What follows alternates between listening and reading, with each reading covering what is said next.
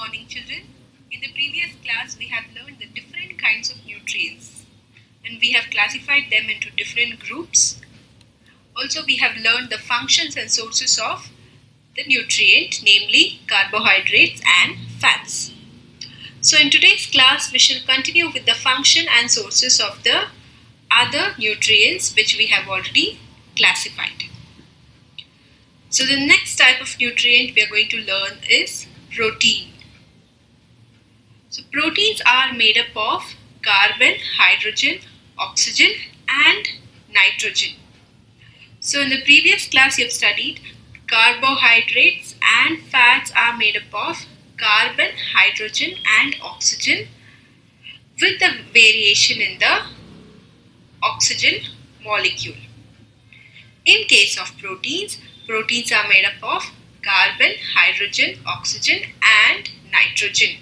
So nitrogen is an extra element which has been added to compose a molecule called as protein.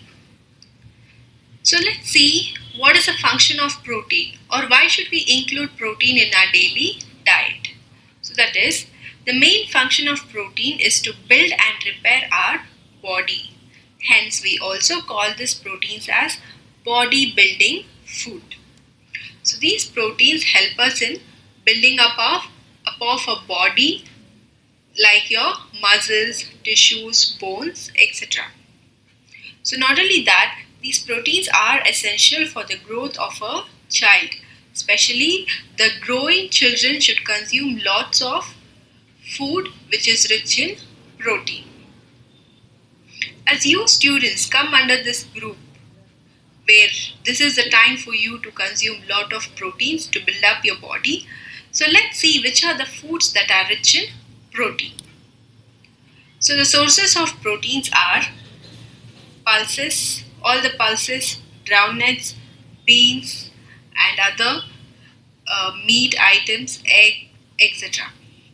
All this comes under the sources of proteins. So as we have learned the function and sources of the macronutrients, now we'll move on to the micronutrients. So can you name which are the two micronutrients which are required in smaller quantities for our body? Those are vitamins and minerals. So let's study about vitamins. In case of vitamins, if you just check, so the types of vitamins are denoted with the help of letters. So why is that so? So when vitamins were discovered, their compositions were not known immediately. Initially, the vitamins were henceforth represented by the letters like vitamin A, vitamin C, vitamin D, etc.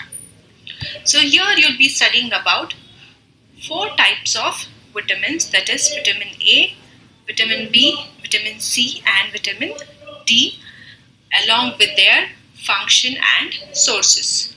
So let's move on to the first kind of vitamin, that is vitamin A. So why should the food contain the nutrient called like vitamin A? So what is the use if we intake vitamin A? So vitamin A helps in keeping our skin and eyes healthy in good condition. That is, it will help to improvise your vision, or it will try to protect your vision by without getting it damaged, and also the skin will look glowy and healthy. So to keep your eyes and skin in a healthy state, which are the food you can consume? So here are very few sources of vitamin A, namely papaya, carrot, mango, etc. The next type of vitamin is vitamin B. So what are the function of this vitamin B? So this vitamin B helps in increasing the energy in our body. When you have vitamin B in your body with normal quantity, so the amount of energy produced by your body will be more. You will have more availability of energy. So not only that, you will have a very good memory power. So it will help you to improve your memory. As you are the growing children, so you require a good memory power, so which you can gain it by consuming the foods that are rich in vitamin B. Not only that, this helps in the formation of red blood cells and also boost your immune system. So these are the functions of vitamin B. Now, which are the food that are rich in vitamin B? Namely, wheat, rice, the meat of from liver, etc. Next, vitamin C. So the major function of vitamin C is to help your body to fight against the disease. So in our body, the blood contains a particular kind of cells which acts as a soldier when any bacteria will or any other foreign substance invading our body. So these cells try to fight against those foreign substance and bacteria by killing them and protect our body in a healthy manner. So to boost our immune system, we have to consume the food that are rich in the nutrient vitamin C. So the main sources of vitamin C are oranges, guava, tomato, lemon, etc.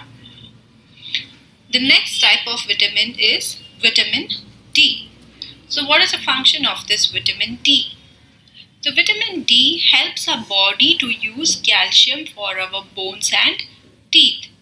If you just have calcium in your body is not enough, because the body wants the help of vitamin D to make use of that calcium for our bones and teeth. So henceforth we require vitamin D also. So vitamin D can be synthesized by our body itself by exposing our body to the sun. So nowadays, if you see, with the busy work, whatever we have, we don't expose our body much to the sun. So henceforth, many people find deficiency in vitamin D. In that case, we do have some food sources from which we can gain vitamin D. Those are milk, butter, fish, etc. So we can also consume some green leafy vegetables which do contain vitamin D as well. So in the next class we shall learn about the different types of minerals, their function and the sources. Thank you.